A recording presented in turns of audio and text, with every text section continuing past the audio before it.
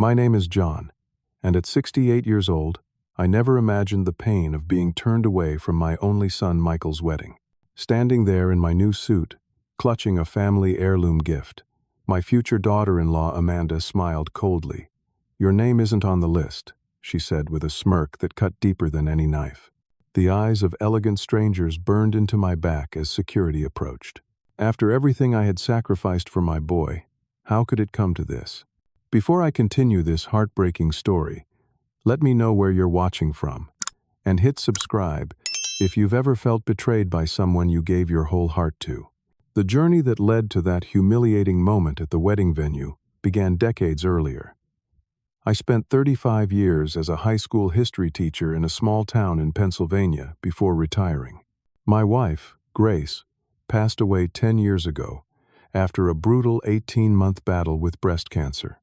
Since then, it had just been me in our modest two-bedroom house that suddenly felt too large without her laughter filling the rooms. After Grace died, Michael was all I had left. I had raised him alone since he was 15, doing everything in my power to ensure he had every opportunity life could offer. I picked up extra tutoring jobs on weekends and during summer breaks to save for his college fund.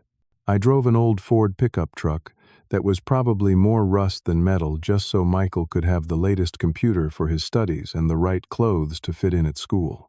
Michael was always a bright kid. His teachers praised his intelligence, and I swelled with pride at every parent-teacher conference. When he got accepted to an Ivy League university on the East Coast with a partial scholarship, I nearly burst with joy. The remaining tuition was steep, but I had been saving for this moment since the day he was born. I emptied my retirement account without hesitation. His future was worth more than my comfort. Our bond had been strong through his childhood. I still remember teaching him to fish at Willow Creek when he was 7. His little hands could barely hold the fishing rod, but his face lit up with pure joy when he caught his first rainbow trout. We went camping every summer in the Blue Ridge Mountains, staying up late to identify constellations and tell ghost stories by the campfire. When he turned 16, I taught him to drive in the empty high school parking lot on Sunday afternoons, patiently guiding him through the basics of three-point turns and parallel parking. The changes in our relationship were gradual, almost imperceptible at first. During his freshman year at college, Michael called home twice a week like clockwork. By sophomore year, the calls dwindled to once every 2 weeks, then once a month. I told myself this was normal, that he was building his own life and finding his independence. I was proud of him for that, even as I felt the growing distance between us. After graduation, Michael landed a prestigious job at a financial firm in New York City. His starting salary was more than I had ever made after decades of teaching. He moved into a sleek apartment in Manhattan with views of the skyline that took my breath away when he first showed me pictures. I noticed he never invited me to visit, always making excuses about his busy schedule or limited space. When we did speak, Michael seemed increasingly uncomfortable discussing his childhood or our small hometown. He would change the subject whenever I mentioned old neighbors or his former high school friends. It was as if he was shedding his past like an old coat that no longer fit, and I was part of what he was leaving behind. The last time I saw Michael before the wedding was 8 months earlier. I had taken the bus to New York, surprising him for his birthday with a homemade chocolate cake, his favorite since childhood. When I arrived at his building, the doorman eyed my worn jacket and scuffed shoes with barely concealed disdain before reluctantly calling up to Michael's apartment. Michael came down to the lobby rather than inviting me up, his expression a mixture of surprise and something that looked uncomfortably like embarrassment. We went to a nearby coffee shop, where he checked his watch every few minutes, clearly anxious to end our visit. The cake sat between us, untouched. Michael explained he had dinner reservations with colleagues later and couldn't be late. Our 45-minute visit ended with an awkward half-hug before he hurried back toward his building, leaving the cake behind. As I watched him walk away, his expensive suit and confident stride making him almost unrecognizable as the boy I raised, I wondered what I had done wrong. Had I been too strict or not strict enough? Had I somehow failed to prepare him for the world he now inhabited? The questions haunted me on the long bus ride home, the uneaten cake heavy on my lap, a symbol of the gulf that had opened between us. Back in my empty house, I placed the cake in the refrigerator and sat alone at the kitchen table, where we had once shared countless meals and conversations. The silence was deafening, broken only by the ticking of the old wall clock that had marked the passing hours of our lives together. That night, I cried for the first time since Grace's funeral, mourning not a death but the slow disappearance of the relationship I had cherished above all others. I first met Amanda 2 years ago when Michael brought her to visit during Thanksgiving weekend. From the moment she stepped into my modest home, her expression made it clear she found everything about it distasteful. Amanda came from wealth, the only daughter of a real estate developer and a former model.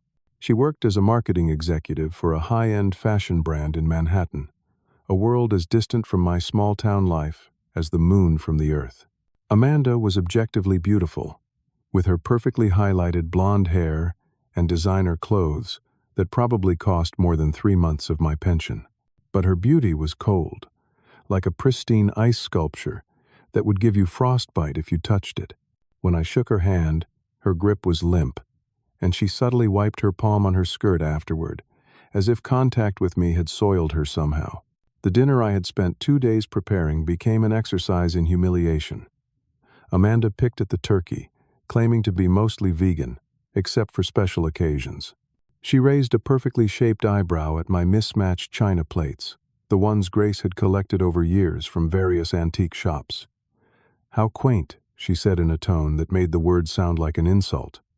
"Your home is so authentic," Amanda commented while running a manicured finger over the bookshelf I had built by hand decades ago. "I guess they don't make furniture like this anymore." The way she said it made clear why they didn't. What hurt most was watching Michael through Amanda's eyes. My son, who had once proudly helped me build a treehouse in our backyard, now seemed ashamed of everything about his upbringing. When Amanda mocked the family photos on the wall, pointing out Michael's awkward teenage years with braces and acne, he laughed along instead of defending himself or me. "Dad still lives like it's the 90s, Michael said with a forced chuckle when Amanda commented on the absence of smart home devices. "We keep trying to drag him into the current century." I had never felt like a stranger in my own home before that night. The walls that had witnessed Michael's first steps, his laughter, his tears after losing the state championship game in his senior year, suddenly felt like they belonged to another life, one that Michael was actively trying to forget. After dinner, I overheard them whispering in the guest room. Amanda's voice carried down the hallway. "We can't have your father at the Madison Club. He would stick out like a sore thumb. Your colleagues would never let you hear the end of it." Michael's response was too quiet to make out, but whatever objection he might have raised was half-hearted at best. The next morning, they left before breakfast, claiming an early meeting in the city. The goodbye was brief and formal, like the conclusion of a business transaction rather than a family visit. 2 weeks later, Michael called to announce their engagement. The conversation lasted less than 5 minutes. He did not ask for my blessing or my opinion. It was simply information being conveyed, like a weather report or a stock market update. When I asked about wedding plans, Michael was vague, saying they were still figuring out details, but it would likely be a small, exclusive affair at a venue chosen by Amanda's parents. In the months that followed, the distance between us grew into a chasm. My calls went to voicemail more often than not. My texts received brief, delayed responses. The birthday gift I sent Michael was acknowledged with a generic thank you text that could have been meant for anyone. Christmas came and went without a visit. Michael sent an expensive whiskey gift basket that felt like it had been selected by an assistant from a corporate gift catalog. I placed it unopened in the cabinet, unable to enjoy something that felt so impersonal from my own son. January turned to February, and still no wedding invitation arrived. I began to wonder if I would be included at all. Then in early March, I ran into Tom Harris at the grocery store. Tom's son had played baseball with Michael in high school, and they had kept in loose touch over the years. "John, good to see you. You must be excited about the wedding next month. The Madison Club is quite the venue." Penny and I were surprised to get an invitation, given how fancy it all sounds. My heart sank as I realized Tom and his wife had been invited while I remained in the dark. That night, I called Michael directly. After 4 rings, he picked up, sounding distracted. "Dad, I'm heading into a meeting. Can this wait?" "Michael, I heard your wedding is next month. From Tom Harris, not from you." There was a long pause before Michael responded. "Yeah, we're keeping it small. Amanda's parents are handling most of the arrangements. Am I invited, son?" The question hung in the air, heavy with implications. "Of course, Dad. The invitations just went out. You'll probably get yours soon." His tone was too casual, too rehearsed. I knew he was lying. "Michael, please don't do this. I'm your father. I have to go, Dad. We'll talk soon."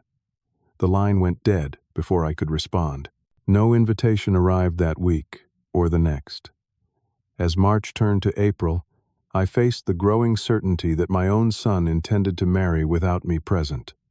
The nights grew longer as sleep became more elusive.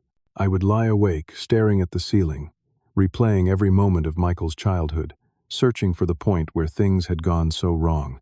Despite everything, I couldn't give up on him. I still loved my son, even if he seemed determined to erase me from his new life. I decided I would attend the wedding invitation, or not. I marked the date on my calendar, April 26th.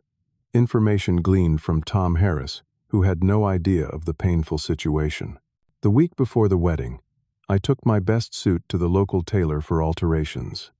It was the same suit I had worn to Grace's funeral, the only formal attire I owned. The tailor, seeing my reflection in the mirror, gently suggested it might be time for something new. I agreed, dipping into my savings to purchase a charcoal gray suit that the salesman assured me was timeless and appropriate for any formal occasion. I also prepared a special gift. From my bedside drawer, I retrieved the pocket watch that had belonged to my father and his father before him.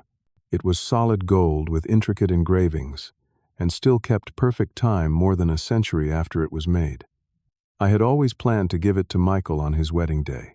Along with it, I wrote a heartfelt letter expressing my love, my hopes for his future, and my willingness to build a better relationship with him and Amanda. Both went into a small wooden box that I wrapped carefully in silver paper. As the day approached, my determination wavered. What if Michael publicly rejected me?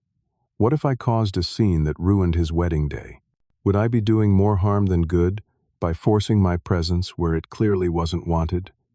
But in the end, the thought of missing my only child's wedding was more painful than any humiliation I might face. I had to try, for both our sakes. The morning of April 26th dawned clear and mild.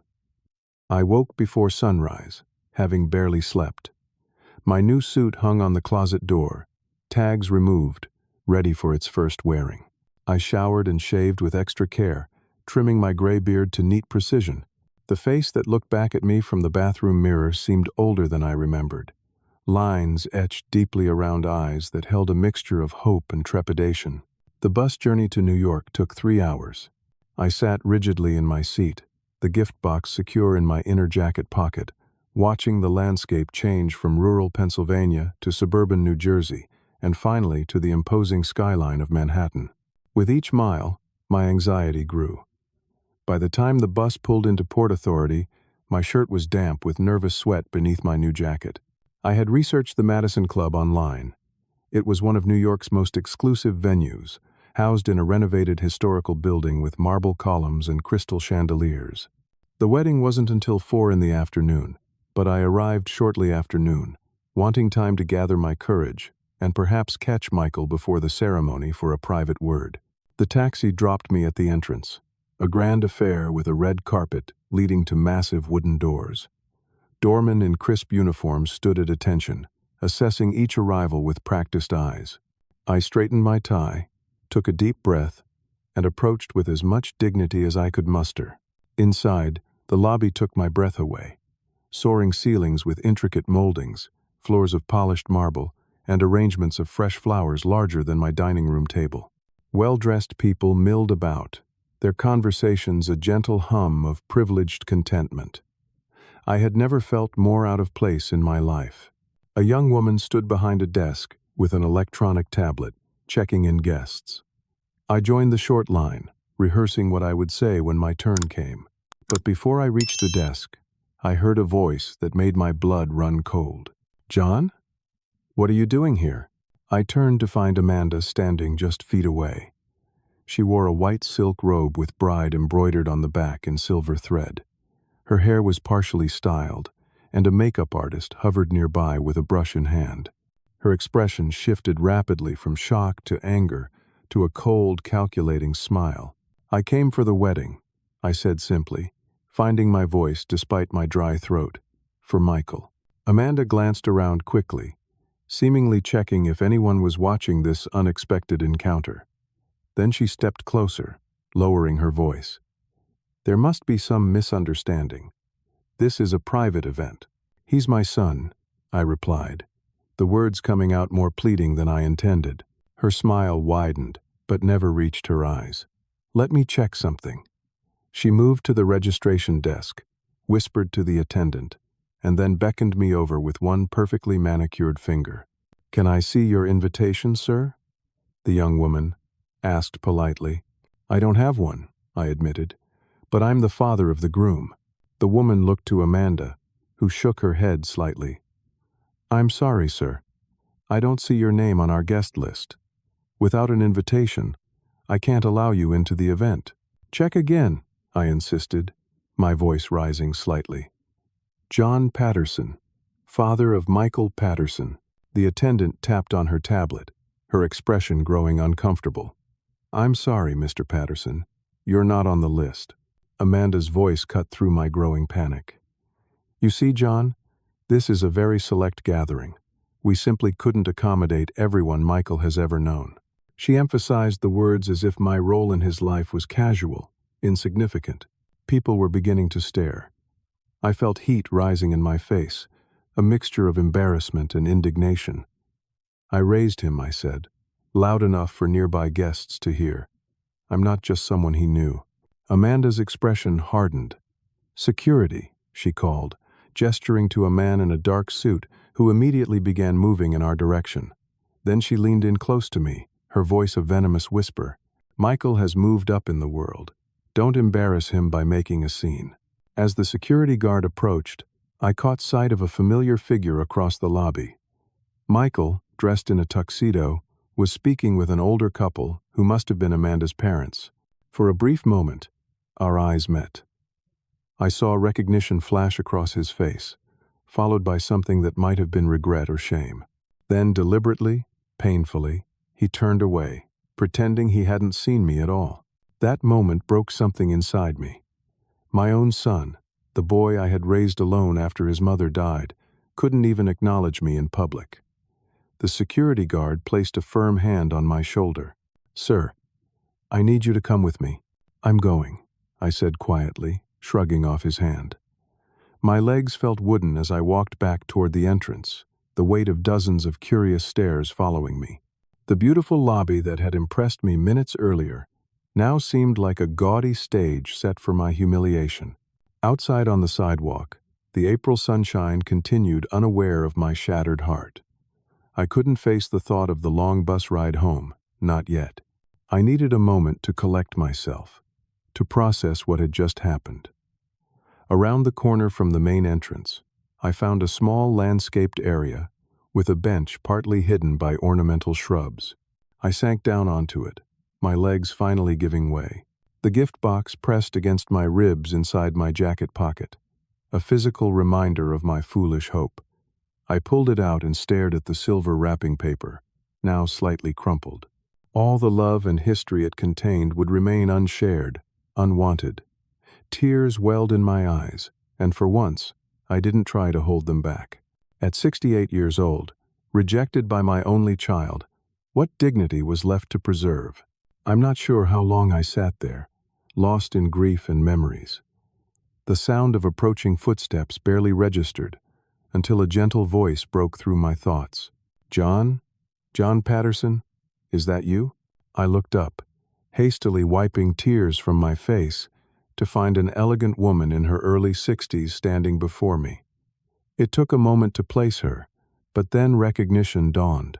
Sarah? Sarah Williams? She nodded, her kind eyes crinkling at the corners. Sarah had been Grace's best friend since college. Years ago, she had given Michael piano lessons every Tuesday afternoon.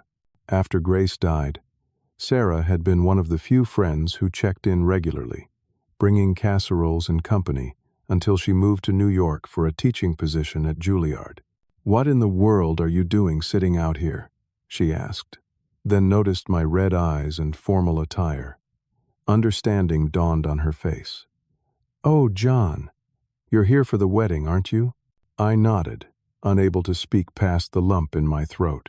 Sarah sat beside me on the bench, setting down the portfolio she'd been carrying. "I'm handling the music for the ceremony and reception." When Amanda's original pianist canceled, her mother remembered I teach at Juilliard and called me. She placed a hand on my arm. "John, why are you out here instead of inside?" The whole story spilled out of me then. Every painful detail from the growing distance with Michael to Amanda's cold dismissal minutes earlier.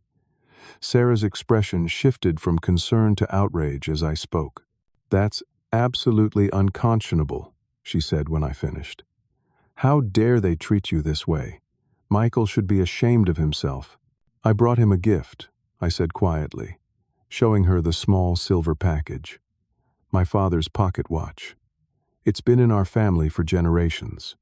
And a letter telling him," my voice broke, "telling him I still love him, no matter what." Sarah was quiet for a long moment, her brow furrowed in thought. Then she straightened her shoulders with sudden determination. "Do you still play the piano, John?" The question seemed so out of place that I blinked in confusion. "A little. Not like I used to when Grace was alive." "But you could still play that lullaby, couldn't you?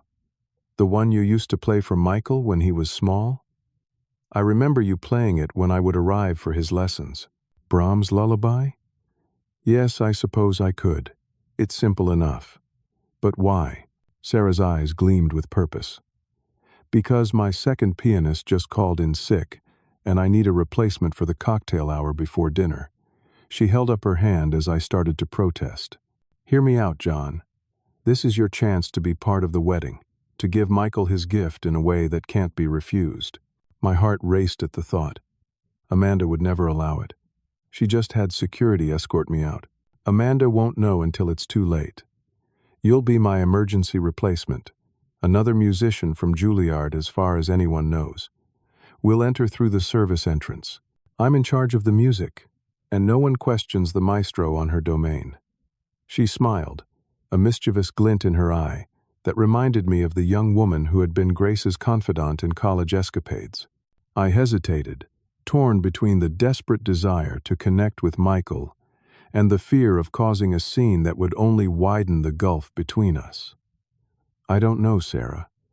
What if it makes things worse?" "What could be worse than being turned away from your only child's wedding?" She countered gently. "John, you've always been a good man and a wonderful father. Michael needs to be reminded of that, even if it's uncomfortable for him. Some truths need to be spoken, especially on days meant to celebrate love and family." Her words resonated deep within me. I thought of Grace and what she would say if she could see our son now, how disappointed she would be that he had forgotten the values we worked so hard to instill. "I haven't played in public for years," I said, my final resistance weakening. Sarah smiled. "Then we'd better practice a bit, hadn't we? There's a staff room with an upright piano we can use for 30 minutes before I need to start setting up." Before I could change my mind, Sarah was leading me around to a side entrance of the Madison Club, nodding confidently to the security guard, who held the door without question when she flashed her credentials. We wound through back hallways lined with industrial carpeting, a sharp contrast to the opulence of the main areas. The staff room was small but clean, with lockers along one wall and a worn upright piano in the corner, presumably for practice or entertainment during breaks. Sarah locked the door behind us and gestured to the piano bench. "Show me what you remember," she encouraged. My fingers felt stiff and clumsy as I positioned them over the keys. The first few notes of Brahms' lullaby came haltingly, but as I continued, muscle memory took over. The sweet, simple melody filled the small room, transporting me back to evenings rocking a small, pajama-clad Michael to sleep, his head heavy against my shoulder as I hummed along to the tune I played one-handed on our old living room piano. "Perfect," Sarah said softly when I finished. "That's exactly what we need. You'll play this during the cocktail hour while guests are mingling before dinner. I'll introduce you simply as a colleague stepping in last minute. Then, when you're finished," she outlined the rest of her plan. It was bold, perhaps even foolhardy, but as I listened, I felt something I hadn't experienced in months: hope. Whatever happened, at least I would have tried to reach my son one last time. If he rejected me again, I would finally have to accept that our relationship was beyond repair. But I had to try. "Thank you, Sarah," I said when she finished explaining. "Grace would have loved this plan. She always did say you were the daring one of you two." Sarah laughed, the sound brightening the utilitarian room. She was right. "Now, let's get you looking the part of a distinguished Juilliard pianist." From her bag, she produced a bow tie and cummerbund that matched the outfit of the other musicians. As I adjusted them in place over my new suit, I caught a glimpse of myself in the small mirror above the sink. The man looking back seemed different somehow, standing straighter, eyes clearer despite their redness. For the first time in months, I recognized myself. "Ready?" Sarah asked, checking her watch. My heart pounded against my ribs like a drummer keeping time. Fear, anticipation, determination, and love swirled together in a potent mixture. "Ready," I confirmed, the gift box secure in my pocket once more. Sarah led me through the back corridors of the Madison Club, now bustling with staff preparing for the reception. We passed kitchens where chefs in white coats orchestrated elaborate dishes, storage rooms where florists arranged last-minute bouquets, and finally reached a small staging area adjacent to the grand ballroom where the reception would be held. Through a partially open door, I caught my first glimpse of the space. The ballroom was breathtaking, with towering ceilings adorned with crystal chandeliers casting a warm glow over everything. Round tables draped in white silk surrounded a polished dance floor. Each table featured centerpieces of white roses and orchids rising from silver vases like frozen fountains. At the far end stood a raised platform where a string quartet was already playing soft classical music as early guests filtered in. Sarah introduced me to the other musicians as Professor John, stepping in for Marcus. They nodded politely, too focused on their upcoming performance to question my sudden appearance. A young woman handed me sheet music for standard cocktail hour selections, which I accepted with what I hoped was a professional nod, though my classical training had never progressed beyond amateur level. "You won't need these," Sarah whispered, taking the sheets back. "Just play the Brahms when I signal you. For now, just look the part." The ceremony had concluded, and guests were beginning to stream into the ballroom in greater numbers. From my position in the wings, I scanned the crowd for Michael. Finally, I spotted him near the main entrance, Amanda at his side in a stunning white gown that probably cost more than my house. They were greeting guests in a receiving line, Michael smiling broadly but with a tension around his eyes I recognized from childhood when he was overwhelmed. "It's time," Sarah said, squeezing my arm encouragingly. "Follow me out when I announce you." She walked confidently to the central microphone on the platform. The string quartet finished their piece and fell silent. "Ladies and gentlemen," Sarah's voice rang out clear and authoritative. "I regret to inform you that our pianist Marcus Daniels is indisposed this evening. However, we are fortunate to have with us a distinguished colleague who has graciously agreed to step in. Please welcome Professor John Patterson." My heart nearly stopped at her use of my full name, but the crowd's polite applause covered any reaction from Michael or Amanda. On wooden legs, I walked to the gleaming black grand piano, positioned prominently on the platform.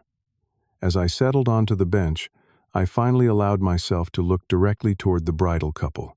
Michael's face had drained of color. He stood frozen in place, mouth slightly open in shock.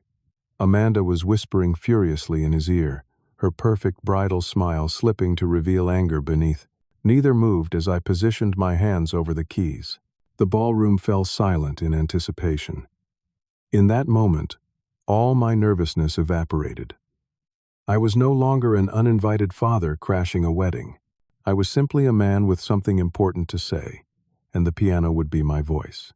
I began to play Brahms' Lullaby, my fingers finding the familiar pattern with surprising ease. The sweet, simple melody floated over the crowd, incongruous with the sophisticated atmosphere but captivating in its sincerity. As I played, I kept my eyes on Michael, willing him to remember the countless nights this song had carried him to sleep, the way he used to request it even as a teenager, when troubled by school worries or his first heartbreak. The piece was short, lasting only a few minutes. But in that time, I watched a transformation come over my son's face. The polished veneer of the successful Manhattan financial analyst cracked, revealing glimpses of the sensitive boy who had once clung to my hand at his mother's funeral, terrified of being left alone in the world. For a brief moment, we were the only two people in that opulent room, connected by the gossamer threads of memory that not even years of estrangement could fully sever. When the final notes faded, there was a moment of silence before the room erupted in applause. I hadn't played for an audience since Grace's memorial service, and the sound momentarily startled me. Sarah appeared at my side, handing me a microphone with an encouraging nod. "Thank you," I said, my voice steadier than I expected. "That piece holds special meaning for me. It's a lullaby I used to play for someone very dear to my heart, many years ago." I deliberately avoided identifying myself as Michael's father, honoring Sarah's plan to avoid direct confrontation. Instead, I reached into my jacket pocket and withdrew the small silver box. "Music has the power to connect us across time and circumstance," I continued. "Like this melody that spans generations, some gifts are meant to be passed down, carrying with them the love and hopes of those who came before." I placed the box on top of the piano where it caught the light. "This particular gift is for someone special in this room today. I hope it serves as a reminder that true love, like true family, endures through all of life's changes." From across the ballroom, I saw Amanda's face contort with recognition and rage. She began moving toward the stage, gesturing frantically to a security guard. But she was intercepted by an elderly woman I didn't recognize, who gripped her arm with surprising strength and was speaking intensely into her ear. The crowd murmured with curiosity, sensing drama unfolding but not understanding its nature. I nodded to Sarah and prepared to leave the stage, my mission accomplished. Whether Michael claimed the gift or not was now up to him. I had made my statement without causing a scene or naming names, preserving what dignity remained to both of us. But before I could step away from the piano, the microphone captured the elderly woman's voice as she addressed Amanda loudly enough for those nearby to hear. "Is that not your husband's father? Why is he performing at the wedding, instead of sitting at the family table?" The question rippled through the crowd, heads turning first to the older woman, then to Amanda, then to me. The murmurs grew louder, confusion and speculation spreading like wildfire. I hadn't planned for this public exposure, had hoped to make my gesture quietly, and then disappear. Now, standing in the spotlight with all eyes on me, I felt a moment of panic. Had I miscalculated terribly? Would this public revelation only push Michael further away? Then I saw him, moving through the crowd with purpose, his expression unreadable. Amanda tried to intercept him, her perfect composure finally cracking as she grabbed his arm. He gently but firmly removed her hand and continued toward the stage. My heart hammered in my chest as my son approached, every step bringing us closer to a reckoning years in the making. Michael reached the edge of the stage, just as Amanda broke free from the elderly woman and stormed toward us, her white gown sweeping dramatically behind her. Her face was a mask of fury, barely contained for the sake of appearances. "Security!" she called sharply. "This man is not an invited guest. He needs to be removed immediately." A security guard in a dark suit moved forward uncertainly, clearly uncomfortable with the situation. The murmurs in the crowd grew louder, guests exchanging confused glances and whispered questions. The elderly woman who had first spoken followed Amanda, her voice ringing out with surprising authority. "Young lady, are you telling me you did not invite your husband's father to your wedding? I may be old, but I'm not senile. That is Michael's father, John Patterson." I recognized her then from photographs Michael had shown me years ago. This was Eleanor Blackwood, Amanda's maternal grandmother, a formidable society matriarch known for speaking her mind regardless of consequences. "Grandma, please," Amanda hissed. "This is a private matter." "Private? At a wedding with 300 guests?" Eleanor looked around the room, her gaze sharp despite her years. "Would someone please explain why the father of the groom is playing piano for hire instead of sitting at the head table?" The room fell into an uncomfortable silence. All eyes turned to Michael, standing frozen between his new wife and the stage where I remained, the gift box still gleaming on the piano top. Amanda's father stepped forward, his brow furrowed in confusion. "Amanda, darling, what is going on?" We discussed the guest list extensively. "You told us Michael's father was unable to attend due to health issues." Amanda's composure cracked further. "Daddy, please, not now." Michael finally spoke, his voice quiet but clear in the tense silence. She lied. He looked up at me, then back to his new father-in-law.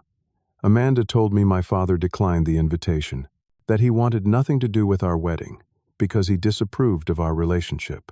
Gasps rippled through the crowd. Amanda's face flushed deep red. "Michael, how dare you? How dare I? How dare you?" Michael's voice rose slightly. "You've been driving a wedge between my father and me for years, making me believe he was jealous of my success, that he was trying to hold me back, that he embarrassed me." I stepped down from the stage, moving to Michael's side.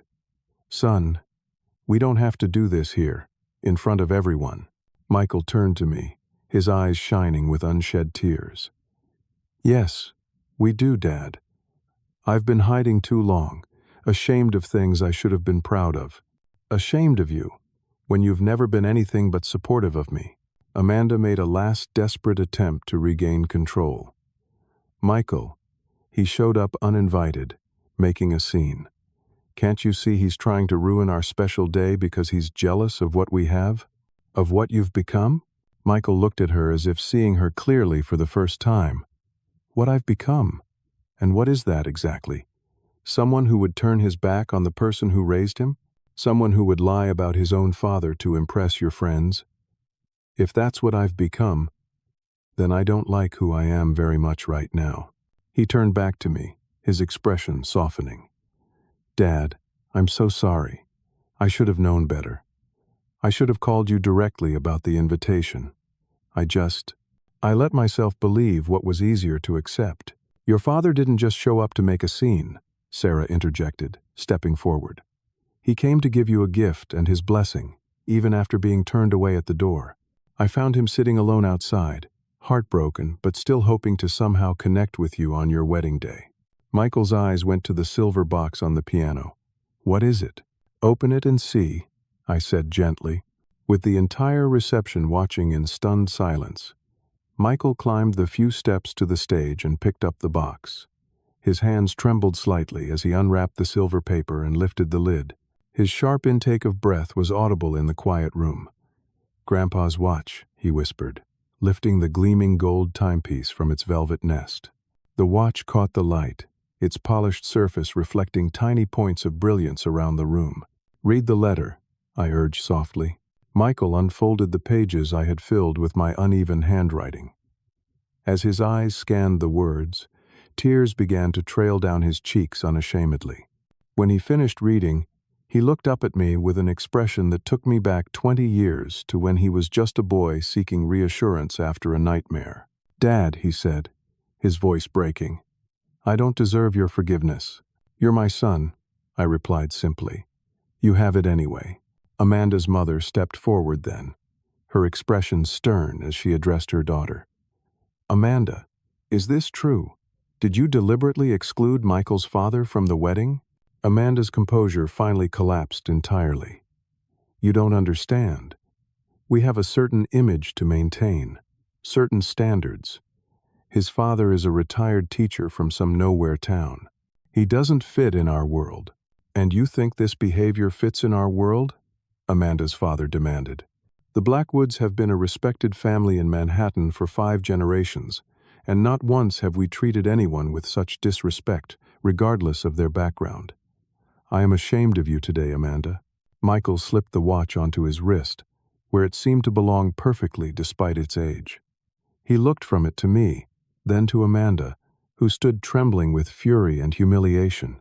I think, he said carefully, that we need to rethink some things about our life together, Amanda, starting with our values. Amanda stared at him in disbelief.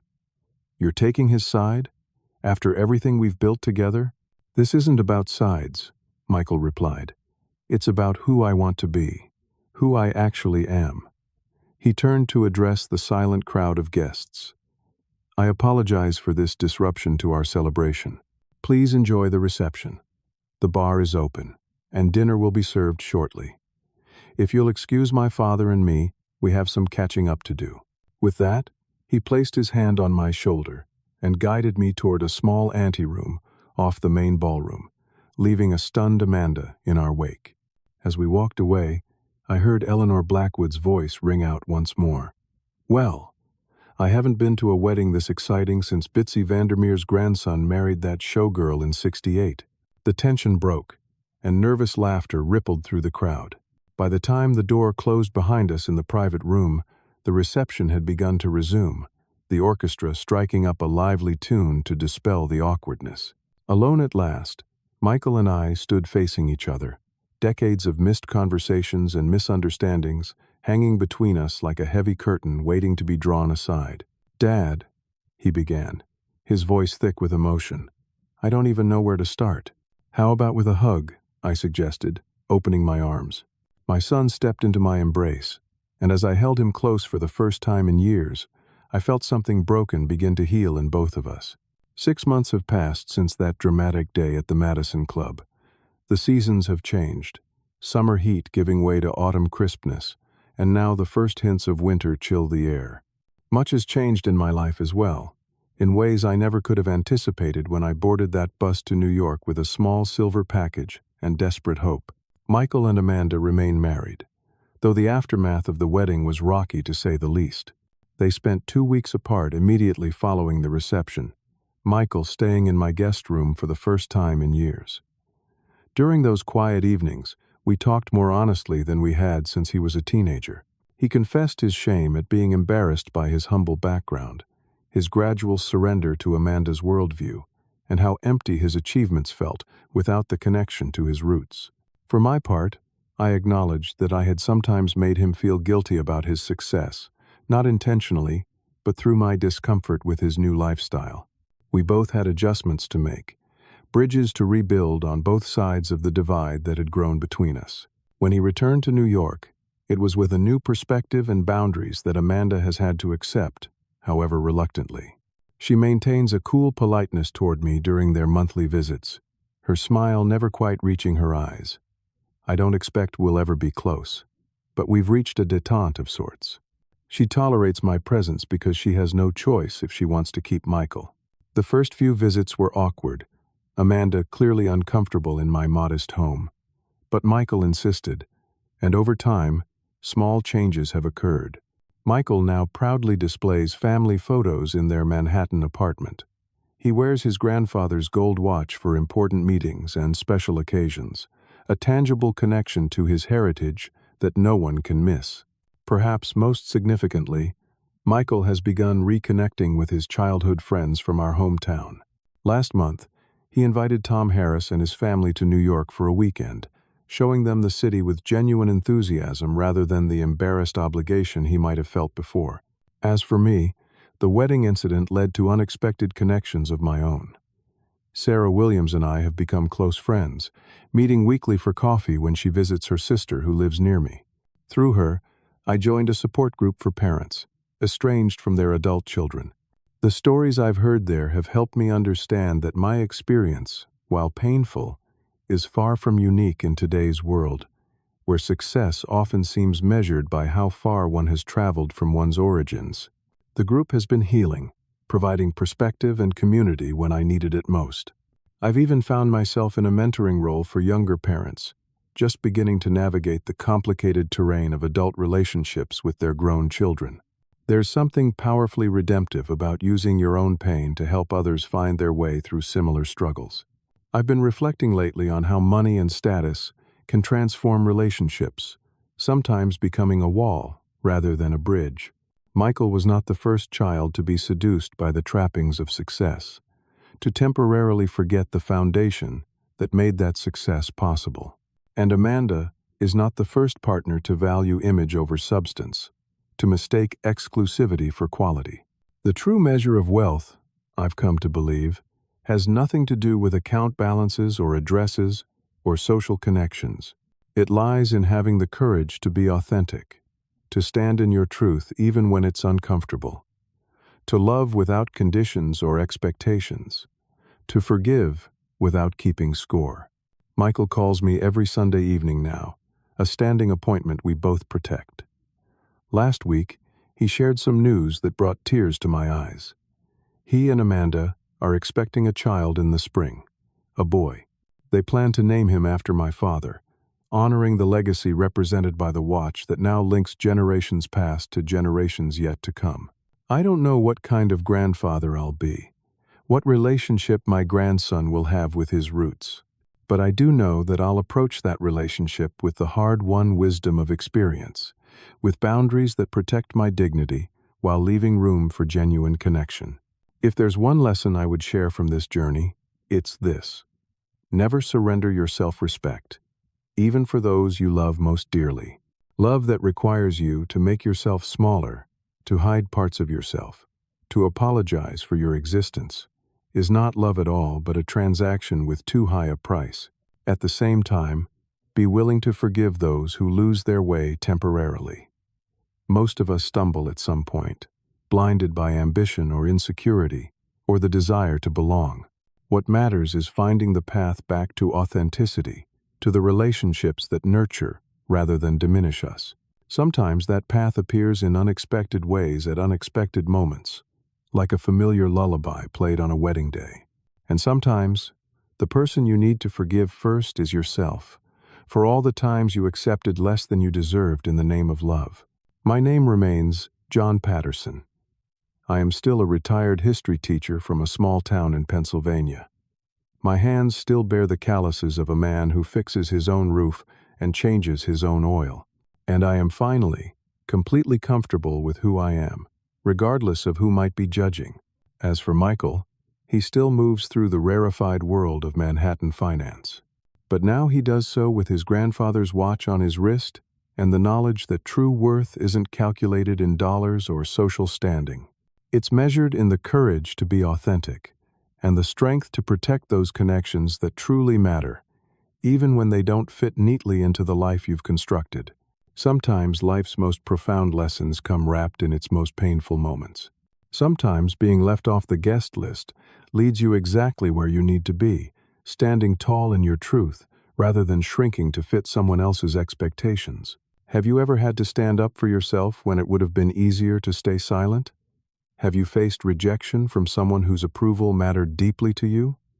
Share your story in the comments below. And if this story resonated with you, please like and subscribe to hear more reflections from a life fully lived, with all its joys and heartbreaks. Thank you for listening. And remember, your worth is inherent, not assigned by those who may temporarily fail to see it.